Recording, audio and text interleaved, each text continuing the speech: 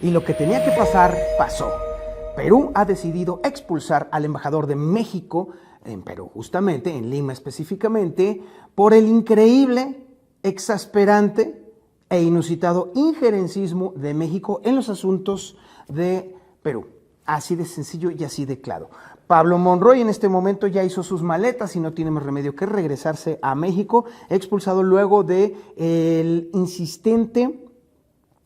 la insistente defensa de López Obrador, Andrés Manuel López Obrador, el presidente mexicano, de defender al depuesto Pedro Castillo. Y hay que dejar unas cosas claras. Bueno, para empezar, México ya dijo el presidente que no va a romper relaciones a su vez con Perú.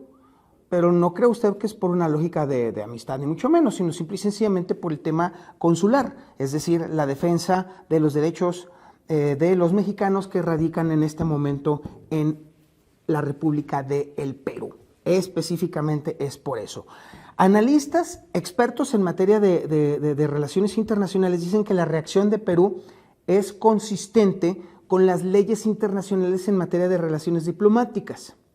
Sin embargo, Marcelo Ebrard ha salido a la defensa de su jefe, por supuesto, y ha dicho que esto es ilegal y que no se vale y que es foul, en una insistencia increíble también por estar limpiando el desastre que deja este chivo en cristalería llamado Andrés Manuel López Obrador. Y a todo esto, si bien entiendo perfectamente que la lógica de la 4T sea mirarse al ombligo y no ver más allá del ombligo, pero hay que darle también una vueltecita a la periferia. Y déjeme decirle que precisamente el día de hoy, el editorial del periódico El Comercio, que es el periódico más importante del Perú, refleja claramente cuál es el verdadero asunto allá en Perú. Y lo habíamos establecido aquí y lo reitera justamente el periódico El Comercio. Pedro Castillo fue depuesto porque intentó dar un autogolpe de Estado para burlar las acusaciones por corrupción y agárrese, hasta por crimen organizado, así de plano. Parte de la disputa que en este momento tiene Perú con México y la razón por la cual se decidió la expulsión del embajador mexicano del territorio peruano es precisamente porque la esposa de Pedro Castillo también está acusada de formar parte justamente del entramado criminal de Pedro Castillo a ser una de las principales operadoras de la red de alianzas de varias personas para lograr contratos de obra pública de manera amañada a favor de la familia de Pedro Castillo. Y resulta que México le concede asilo político a la esposa de Pedro Castillo, es decir, alguien que está siendo acusado por el Ministerio Público peruano. Y aún así, México le otorga asilo.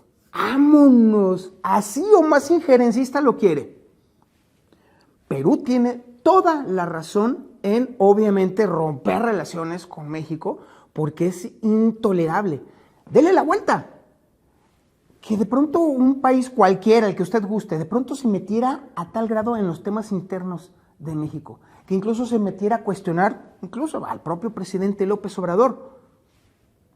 ¿No estaría la cosa del cocol e incluso suficiente como para romper relaciones con ese país? Pues es exactamente lo mismo. Hace mucho daño estarse viendo al ombligo, hace mucho daño no abrirse al mundo, hace mucho daño no entender la dinámica de las relaciones internacionales. En suma, hace mucho daño tener un presidente como el que tenemos. Ayer todas las fuerzas de seguridad de México estaban temblando porque la Sedena anunció que se detuvo al hermano del líder del cártel Jalisco Nueva Generación. El hermano, llamado Antonio Oseguera, mejor conocido como Tony Montana, fue identificado por la Sedena como, todo el capo di tutti il capi, o sea, cosa tremenda, cosa salvaje para este individuo. Sin embargo, nos llamó mucho la atención que la DEA no dijera nada. Usualmente cuando se captura a un narcotraficante de muy alto perfil, lo primero que hace la DEA es solicitar la extradición. pero de volada, o sea, en cuestión de horas. Y en este caso no sucedió. Y por supuesto que nos preguntamos, bueno, a ver, si la Sedena está diciendo que este es un super narco, tototote pesado, totototote, ¿por qué no pasó nada?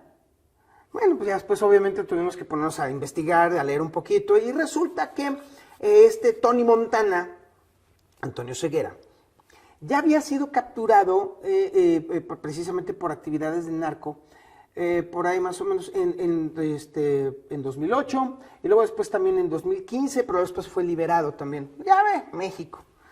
El caso radica en que usualmente quienes están en la cúpula de la... Sí es cierto que fue un importantísimo operador financiero del cártel Jalisco Nueva Generación. Eso sí es bastante claro. Pero, tras ser capturado 2 veces, el verdadero líder, su hermano, le quitó fuerza dentro de la propia organización.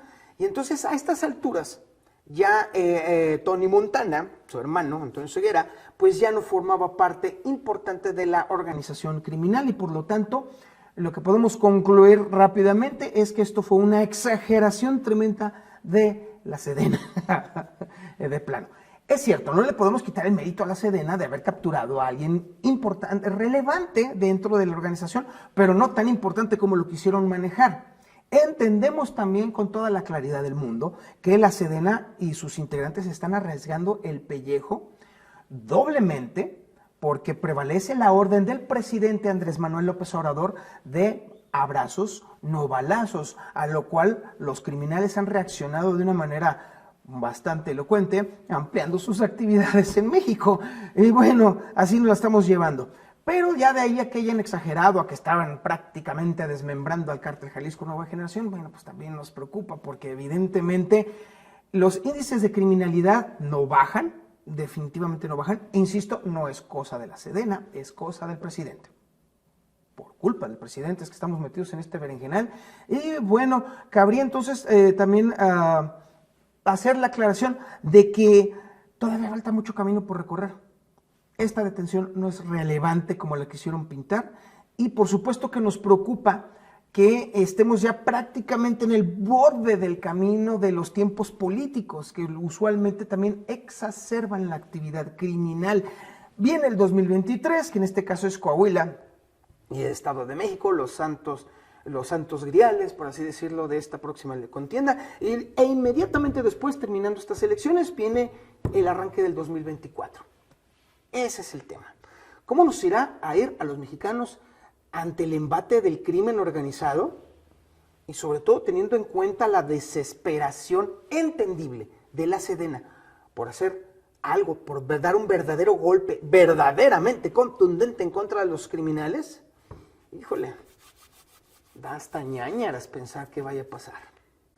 Hay un debate interesantísimo en materia de uso de robots. Específicamente uso de robots para matar gente. Fíjense que hace apenas un par de días, la empresa Boston Dynamics, que es la más famosa de todas porque sus videos en YouTube son toda una referencia de sus robots en los que les están picando y los tiran, los tumban y todo ese tipo de cosas y se vuelven a poner de pie. El último ejemplo es este robot, miren nomás, chulada de robot, es el llamado Atlas. Bueno, Boston Dynamics y otras empresas del sector han firmado una carta abierta en la cual dicen que no van a armar a sus robots de carácter general o de disponibilidad general para movilidad en protesta precisamente por la intención que tuvo la ciudad de San Francisco de armar uno de esos robots, precisamente sí, de ponerle una pistola para que el robot fuera capaz de abrir fuego en contra de alguna otra persona. Esto en respuesta sobre todo al tema reciente de las matanzas que han ocurrido en Estados Unidos. Ya la cosa se está poniendo bastante grave con respecto a los tiroteos masivos que están sucediendo allá. Y entonces San Francisco dijo que estaba pensando armar uno de los robots de Boston Dynamics. La presión social luego se paró de pestañas y dijeron ¡no! Y total que al final del día la policía de San Francisco reculó en sus intenciones, se advirtió que no va ni a armar a los robots ni tampoco a colocarles explosivos. Pero ojo, hay un antecedente, hay un antecedente. Y es que resulta que en 2016, en Dallas, Texas, sí ocurrió que llevaron un robot hasta donde estaba un francotirador, negro por cierto, y este robot llevaba una carga explosiva, llevaron el robot hasta donde estaba este cuate y ¡pum!, lo mataron de esa forma. Los policías responsables de esa operación incluso fueron exonerados en 2018, es decir, actuaron conforme a la ley para proteger la vida humana. Ay, güey. Bueno, a la luz de lo que está ocurriendo en Ucrania, las atrocidades terribles que están sucediendo allá, utilizando también drones, utilizando también sistemas robóticos y también utilizando sistemas de gestión de inteligencia artificial para matar gente, obviamente ponen esto en el centro del debate sobre el uso ético de los robots, que se supone, de acuerdo a las tres leyes que se inventó Isaac Asimov, los robots debieran de ser utilizados estricta y específicamente para el beneficio de los humanos y no para atentar en contra de los humanos, incluso a pesar de la propia existencia del robot. Más o menos así va el tema de las tres leyes de Isaac Asimov. Esa frontera se pasó desde hace mucho tiempo. Obviamente 2016 fue una referencia y actualmente 2022 es otra referencia del uso poco ético de los robots en contra de los propios humanos. No podemos dejar de estar atendiendo este debate, está sumamente interesante. El hecho de que Boston Dynamics y otras empresas hayan dicho que no van a armar a sus robots de propósito general está interesante, pero ojo, el diablo está en los detalles. Boston Dynamics y esas empresas dijeron que no piensan armar a los robots de propósito general. No han dicho nada con respecto al desarrollo de los robots y de los sistemas de inteligencia artificial orientados a los sistemas militares. Ahí está el diablo en los pequeños detalles y son justamente los pequeños detalles los que nos hacen temblar.